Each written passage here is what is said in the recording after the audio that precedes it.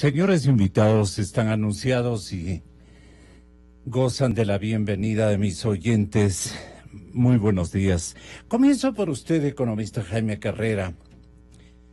¿Cuánto produciría en beneficio de la caja fiscal una eventual peligrosísima decisión, súper peligrosa decisión, si no se actuaría con un no gradualismo, sino con un escogitamiento adecuado y una supervisión ejemplarizadora de los beneficiarios y de los permanentes castigados?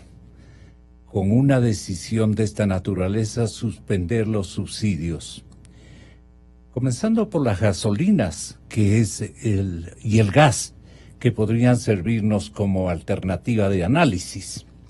El Observatorio Fiscal tiene un cálculo de cuánto le rendiría al señor ministro Martínez ese gesto, esa decisión al señor presidente de la República, peligrosa decisión, licenciado Moreno Garcés, peligrosísima. Pero algo hay que hacer. La economía ecuatoriana en términos fiscales, si no hace o no convoca al Ecuador a ejercitar una tarea de minga generalizada para darle un soporte fiscal a la economía, estoy hablando de tributos, estaríamos perdidos en cuestión de meses. Más rápido puede caerse por lo que se procure o se tome como decisión: suspender los subsidios, transparentar los precios de los combustibles de cualquier orden, darle un giro de sinceridad, de transparencia, de que paguen los que más tienen y que eviten vuelcos de encarecimiento a los más pobres, de todo, absolutamente de todo. Y la viveza criolla podría también infiltrarse en acciones no bien definidas, técnicamente consideradas. Con lo que conocemos nos hemos hecho hábiles.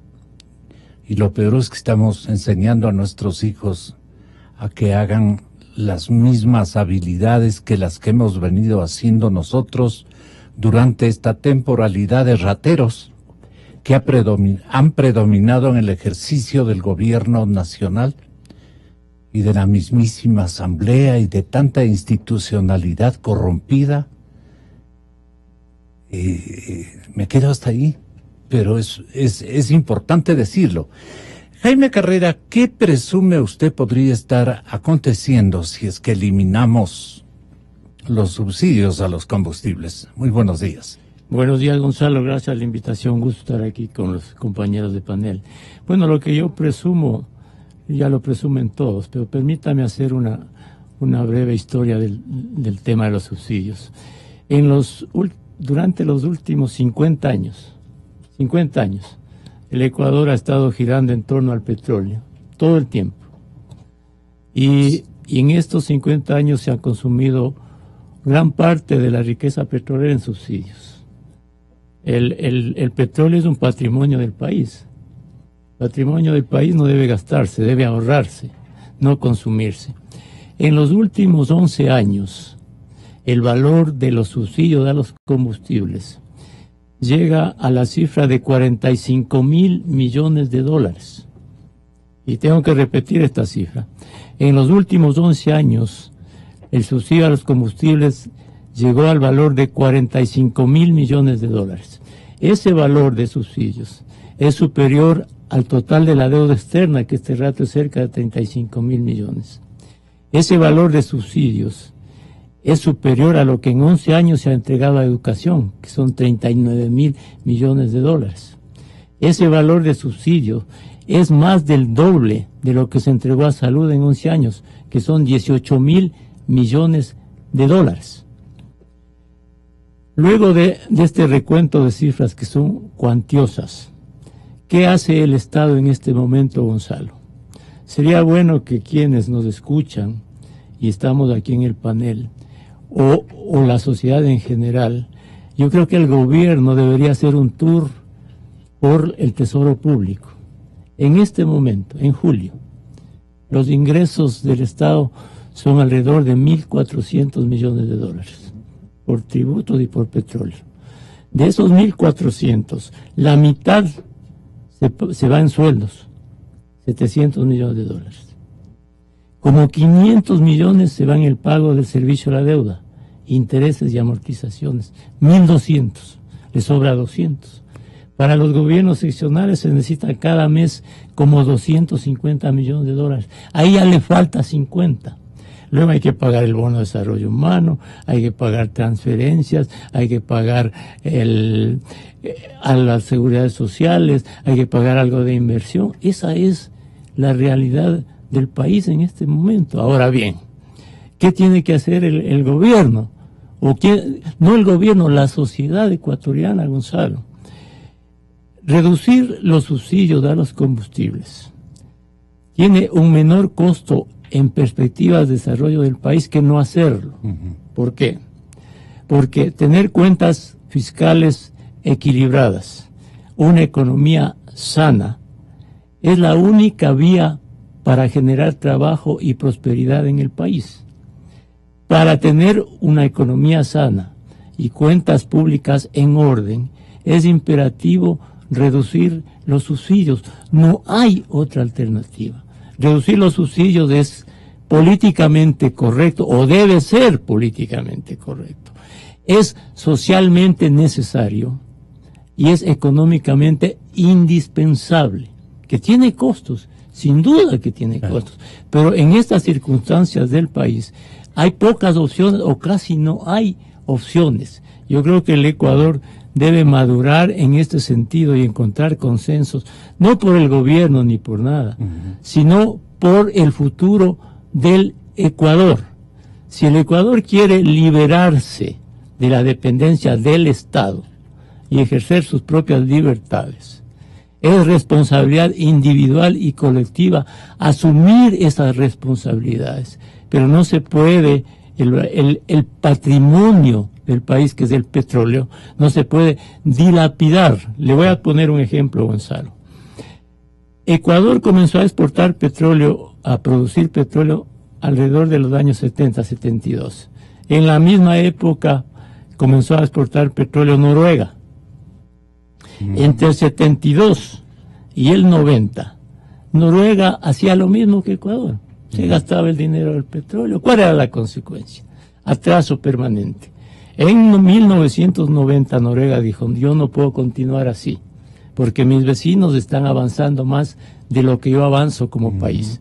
Y en 1990 Noruega creó el Fondo Petrolero de Noruega, el Fondo de Ahorro de Noruega. ¿Sí? ¿Sabe cuánto tiene ahora ese Fondo de Ahorro en Noruega? 1 billón de millones de dólares. 1 billón de dólares. Las cifras son así: 1 millón de millones.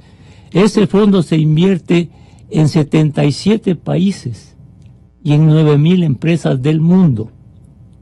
Y Noruega tiene menos de 6 millones de habitantes.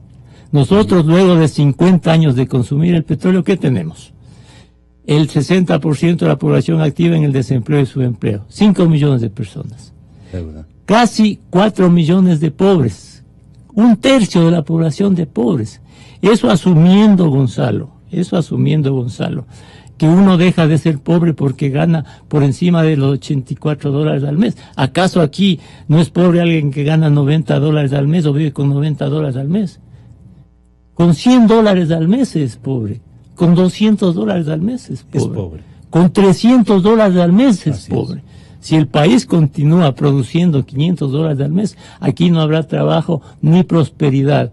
Entonces hay que entender en el país que hay que hacer reformas estructurales y ponerse de acuerdo con madurez en la sociedad sobre estos temas. Pero esto no me dice nada de qué piensa usted respecto de los subsidios. Que hay que reducir, Gonzalo, los subsidios. Hay que reducirlos racionalmente. En este año los subsidios van a llegar alrededor de entre 2.500 y 3.000 millones de dólares. Porque hay que aclarar esto. Hay un subsidio a los derivados importados, ¿no? Primero, importar gasolinas significa sacar dólares del país en una economía dolarizada. Y dos, hay otros subsidios que es del costo de oportunidad. En vez de vender el petróleo afuera, se entrega a las refinerías. Las refinerías producen combustibles y se vende a precios subsidiados. Entonces, la suma de los dos subsidios van a estar entre 2.500 y 3.000 millones de dólares. Cada uno debería imaginar estar en el Estado. Yo no estoy con el gobierno, soy independiente absolutamente, pero es necesario imaginar la posición del otro. ¿Qué hace usted con cuentas públicas que lamentablemente se destruyeron en la última década? Se las destruyó. Y se sienta allí con esta realidad. ¿Qué opciones tiene? ¿Subir impuestos? Todo el mundo va a protestar por la alza del impuesto. La economía no funciona, ¿no? Luego recortar gastos. Ya está recortando gastos el gobierno. La inversión se ha recortado notablemente a la fecha, ¿no? Ya. A pesar de eso se necesitan recursos. Luego el tema salarial. La mitad del ingreso se va en salarios. Hay 700.000 servidores públicos en el país y el presupuesto gasta 10.000 millones de dólares en el pago de salarios públicos. Eso es la suma del IVA, del impuesto a la renta y del ICE. Esa es la situación del país. Entonces, los gobiernos están para gobernar y la sociedad está para unificarse alrededor de contribuir a buenas políticas económicas para que el país progrese. Si no hay cambios profundos en este momento, el costo de no hacerlo, Gonzalo, acuérdese, va a ser mucho más doloroso que lo que se puede hacer este rato con costos. ¿En qué consistiría el ajuste racional, Cristian? Bienvenido. Un ajuste racional del gasto público, ¿qué componentes tendría soportables, asimilables para la sociedad ecuatoriana y especialmente para el ritmo económico que queramos o no tenemos que mantenerlo, así sea para disimular la mala temporada que vamos a atravesar, pero no para quebrantar que ya estamos atravesando?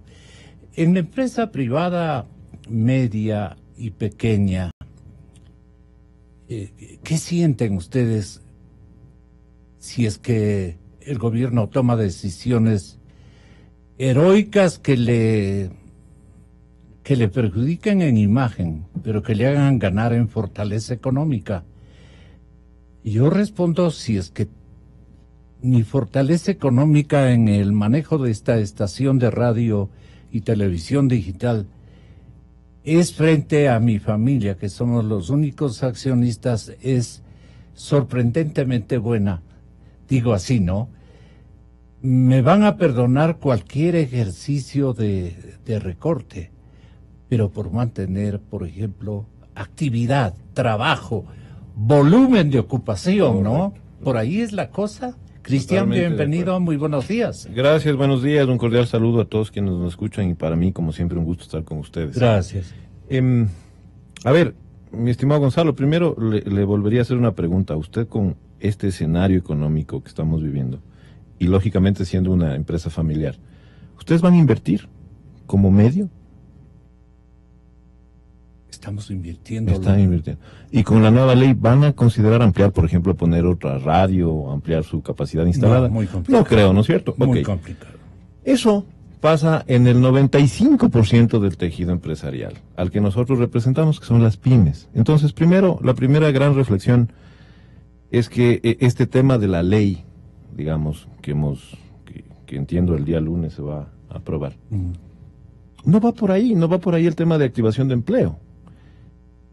Es más, ya vimos que salió el director del INEC precisamente porque determinó una realidad que nosotros la vivimos diariamente, que es la disminución de plazas de empleo.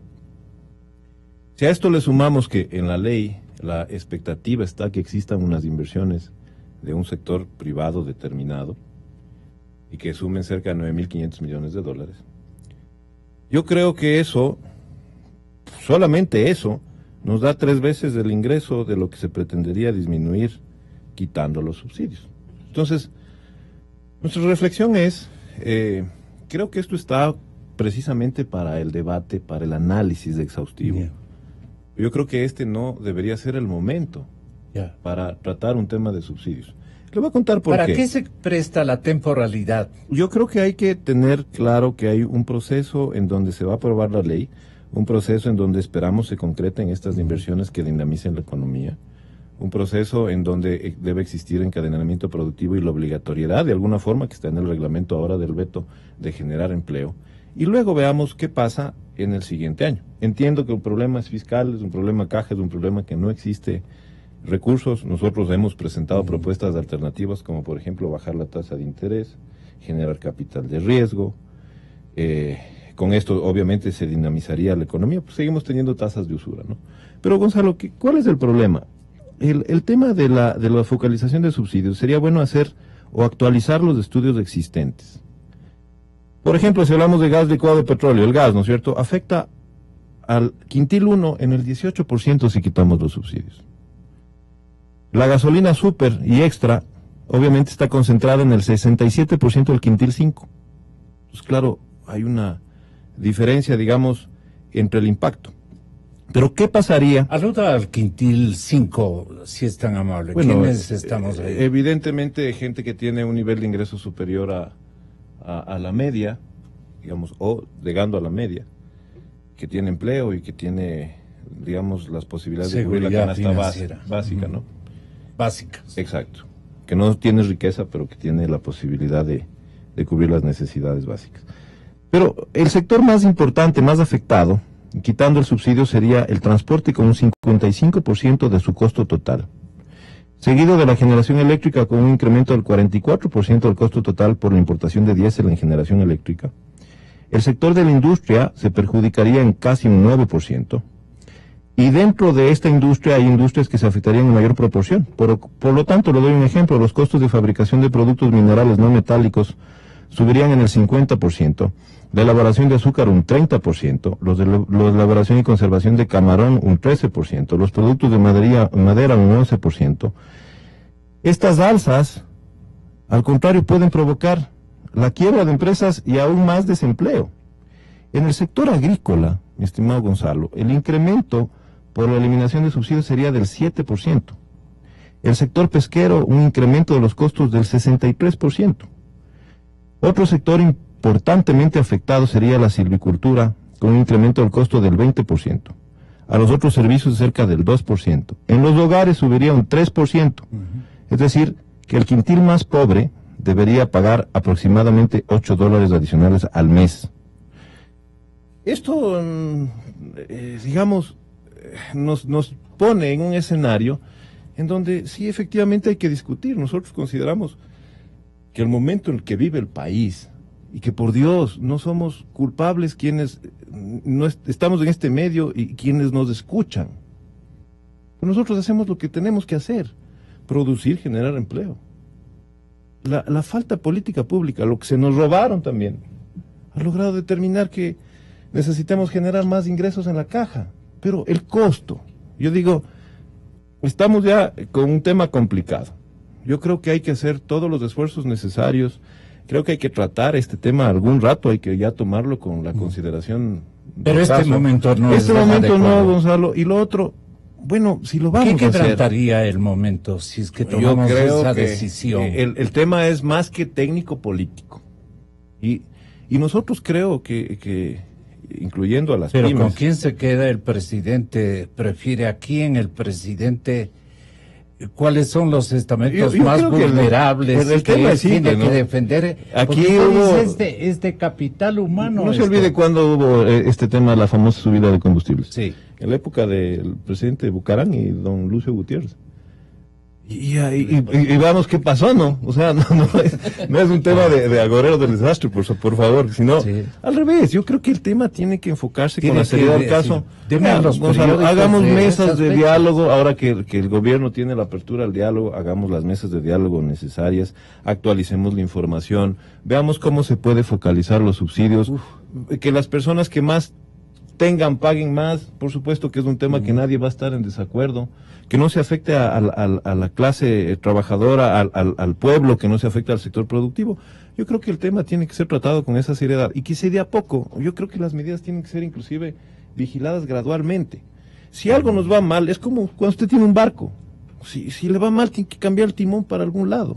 Eso es lo que nosotros necesitamos hacer, no solamente con este tema, sino en general con todo. Si vemos que la economía no se activa, tomemos decisiones que permitan tener fórmulas, digamos, un plan B que nos permita activar el tema económico. Y yo me temo que como desgraciadamente estamos en este tema, insisto que no es un tema ya no solamente heredado, es un tema de lo que estamos viviendo. El tema de la disminución en las plazas de empleo va a seguir siendo permanente. Y eso a nosotros nos preocupa. En el caso de las pymes, necesariamente empresas familiares como la suya, es súper complicado despedir a un familiar. Se genera problemas familiares. Así es. Pero ¿sabe qué pasa en las empresas pymes? Simplemente las personas que se retiran no son reemplazadas. Es decir, no hay un reemplazo de ese puesto vacante. Y eso significa necesariamente desempleo. Si a este tema lo tratamos con seriedad, yo creo, si este tema lo tratamos con una amplia discusión, si este tema lo tratamos con los estudios actualizados, si este tema vinculamos a la gente, yo creo que podemos tener un resultado positivo y ceder las partes que están a favor o están en contra en función de un acuerdo del país. Yo creo que eso es necesario. Pero anunciar una medida de que ya se va a tratar el tema responde a una fórmula que la gente dice, bueno, lo que pasa es que ya nos viene un tema de acuerdo con el Fondo Monetario Internacional. No, pues, pero no queremos padecernos a Venezuela, no. Dios no quiera. Dios no quiera. Tampoco Argentina, pues. Argentina tiene un acuerdo con el Fondo Monetario Internacional y veamos, 23.2% disminuyó la industria de las pymes. O sea, también es un tema complejo, Desocupación. ¿no? Desocupación, desempleo. Los ajustes siempre son complicados. Yo coincido con Jaime en que es momento de pensar que no existe ya recursos para pagar. El momento en que ya no tengan plata para pagar sueldos va a ser complejo. Quizás hay que pensar en una fórmula de que estas inversiones se cristalicen lo antes posible. Eso es lo que nosotros esperamos. Que se reduzca el gasto público. Creo que hay que hacer todavía esfuerzos necesarios, que se optimice el recurso humano, por supuesto que sí, que se generen condiciones como bajar la tasa de interés, nosotros insistimos en el tema, que se generen parques industriales, es decir, hay una serie de fórmulas que todavía lograrían activar a la industria nacional. Y no hemos tomado estas decisiones. El tema, Gonzalo, además sale la plata, sale el dinero, exacto, sale el dinero por la importación de nafta. Pero ¿quién dice del tema del incremento del 20% de las importaciones? Que eso perjudica al sector productivo. ¿Ustedes han pensado en el sector laboral de la dirigencia sindical cómo defender especialmente los puestos de trabajo en la zona rural, pero mucho más en la zona urbana? Una población que viene del campo a la ciudad últimamente en dimensiones gigantescas, porque no hicimos absolutamente nada en la tal revolución ciudadana. Fue una revolución burocrática, una revolución urbana y no rural. Y corrupta. Porque se robaron a título de una revolución el 80% del accionariado de la revolución que ellos mismos gestaron. En fin, es para otro momento el tema de la corrupción. Pero es un componente, este momento, que hay que precautelar los puestos de trabajo, el elemento fundamental que ustedes deben defender. Gracias, licenciado. Buenos días. Un saludo a quienes... José Villavicencio, desde el lado de los trabajadores ecuatorianos. Bienvenido. Gracias, buenos días. Existe una gran preocupación desde los trabajadores de los sectores sociales pretender en estos momentos eliminar los subsidios, porque para nosotros eso es una clara afectación a la economía popular, que es la mayoría del pueblo ecuatoriano. Segundo, creemos de que existe una gran contradicción en el gobierno, porque hoy que se está aprobando una ley, se perdona intereses, multas y recargos a las grandes empresas cerca de 2.000 millones de dólares. Y hoy dicen que se requieren 1.700 millones para cubrir el subsidio anual. Y entonces hay una gran contradicción. Tercero es, ¿acaso que ya saben de que la ley no va a dar resultados, que quieren eliminar los subsidios? Porque la ley la vendieron como la famosa panacea de que era para generar empleo, que era para fortalecer el agro. Pero hoy ni se aplica, ni se aprueba aún y ya quieren tomar otras medidas. Entonces, eso es de gran preocupación. ¿Que nos oponemos al que más tenga, más pague? No. Pero creemos de que no es el momento porque quien va a terminar pagando es la mayoría del pueblo ecuatoriano. Un cuarto elemento es el tema del desempleo.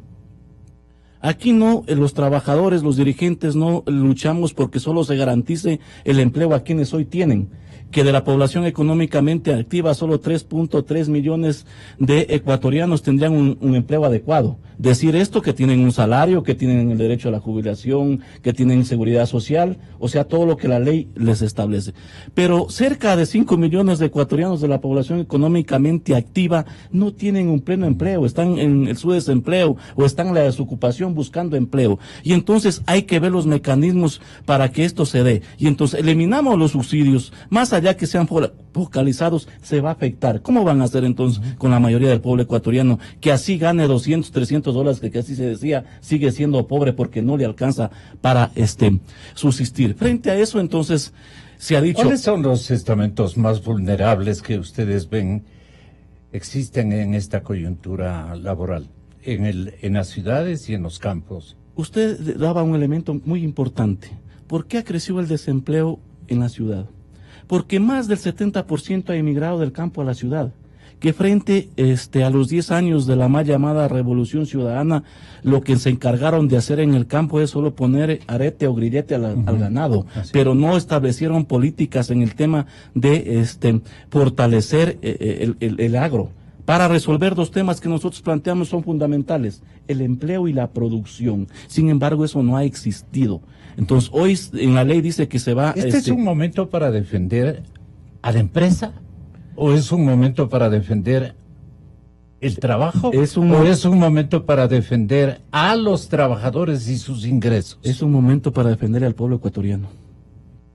El pueblo ecuatoriano requiere empleo, requiere respeto a los derechos humanos. Entonces tenemos que garantizar la estabilidad empresarial. Hay que garantizarla. Tenemos que garantizar la estabilidad empresarial, de lo contrario. Pero hay alternativas. ¿Cuáles Nosotros hemos planteado, hay los 100 grupos más grandes económicos que paguen un adicional al tema del impuesto a la renta. Segundo, nosotros hemos planteado... Perdone, ¿usted puede ubicar esos sectores que van a poder pagar más alto el impuesto a la renta para subsidiar, digamos, otro tipo de actividades, sin dislocar el estamento que usted El año pasado tuvieron un ingreso de 9.000 millones de dólares. ¿Cómo eso los dicen los datos. Por eso públicamente. Y frente a eso, y que no pagan... ¿Qué sectores algunas empresas, se ganaron 9.000 millones? Algunas empresas... Fíjese la cifra, 9.000 millones de dólares. Algunas empresas... ¿Cuáles fueron los sectores que se beneficiaron de esos premios? Está Claro, está Movistar, está La Favorita, está el mismo Petroecuador, y así podemos seguir, el Jury... Y así podemos seguir detallando. Los dueños de la Orellana. Exactamente. Y que ni siquiera pagan el 2% del impuesto a la renta. Y entonces, si queremos salir, entonces veamos un impuesto especial para que por lo menos paguen un 3 o un 4% de impuesto a la renta. Un tercer elemento es que hoy el país requiere recuperar el poder adquisitivo. Ya. Porque, ¿y por qué pasa por recuperar el poder adquisitivo? Incremento general de sueldos y salarios. A los trabajadores nos vienen planteando de que colaboremos, contribuyemos. Por más de 8 años hemos contribuido, porque por más de 8 años no han habido incremento general de sueldos y salarios en el sector público y privado. Lo que ha habido es fijación. Entonces, entre el salario básico y el costo de la canasta básica existe una brecha amplia. El costo de la canasta básica familiar está en $710. El salario básico 386. No cubre ni siquiera el 60%. Y entonces, esto es grave. Entonces, ¿cómo lo hacemos? Hay que incrementar los sueldos y salarios para generar circulante. Si hay circulante va a haber producción, si hay producción va a haber empleo, porque esto es así. Y entonces creemos de que hay alternativas, pero la única alternativa que están escuchando y poniendo la atención, vamos a eliminar subsidios. Y entonces dice, sí, pero no les vamos a afectar. Vamos a ver los vehículos de alta gama, los que calientan las piscinas con gas. Yo decía, yo puedo entender que los vehículos de alta gama están en los diplomados, están en la presidencia, en la vicepresidencia y en algunas instituciones del Estado. Pero, y en ese marco nosotros creemos entonces, hagamos un estudio y si hay que plantear un recargo a los, no sé, 100,000, 200,000, que son los que tienen más ingresos económicos, hagámoslos. Pero no le afectamos a la mayoría del pueblo ecuatoriano. Hoy no es el momento y a lo menos los trabajadores nos sorprendemos y tendremos como alternativa las calles, que siempre ha sido nuestro espacio. Claro. Esa ha sido la posición tradicional de los sectores sindicales y con toda razón, ¿no? Sí, sí. Pero aludamos la sustentación de la actividad productiva, que es lo único que nos puede salvar, y los mercados, y la reducción del gasto excesivo de parte de la administración estatal, qué sé yo. ¿Por dónde podrían venir una suerte de medidas proporcionales a la digamos, a la realidad económica que vamos a atravesar en los próximos 5 años? O por lo menos, como dice Cristian, aseguremos este par de años que nos restan. No le demos a la economía circunstancias emergentes, sino mantengamos en estos 2 años más o menos los movimientos que estamos advirtiendo desde hace algún tiempo y que han dado signos de estabilidad, por lo menos, ¿no? Jaime. Sí, mire, hay postulados básicos sobre los cuales progresan los países, Gonzalo. Y permítame recordar a Adam Smith, ¿no? En 1776, me parece, produjo el libro La riqueza de las naciones, ¿no? Y hay postulados que perduran en el tiempo porque tienen el beneficio de la razón. ¿Qué decía Smith? El trabajo genera producción. Trabajo y producción generan prosperidad de las naciones. Pero para que haya trabajo y para que haya producción se requiere inversión.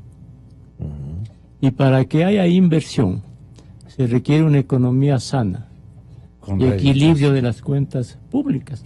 No hay país en el mundo que progrese con economías desequilibradas y con desorden fiscal, con altos déficits. Ninguno, jamás progresa. Entonces, si es que el Ecuador no encuentra consensos en todos los sectores, los trabajadores siempre tienen su posición, las microempresas tienen su posición, y también decía Smith que cada uno vela por sus propios intereses, y eso es cierto. Y decía Smith, ¿acaso el panadero, acaso el cervecero nos preparan algo para la cena, no solo velando por su propio beneficio e indirectamente velando por el beneficio del resto? Porque usted tiene una empresa, ¿no?, y vela por su beneficio, por sostener su patrimonio, por incrementarlo, pero además hace una gran labor social. Nos invita a nosotros, hace opinión pública, promueve las libertades. Entonces, los intereses de unos y de otros, cuando se compaginan, confluyen, al final benefician a todos, a toda la sociedad.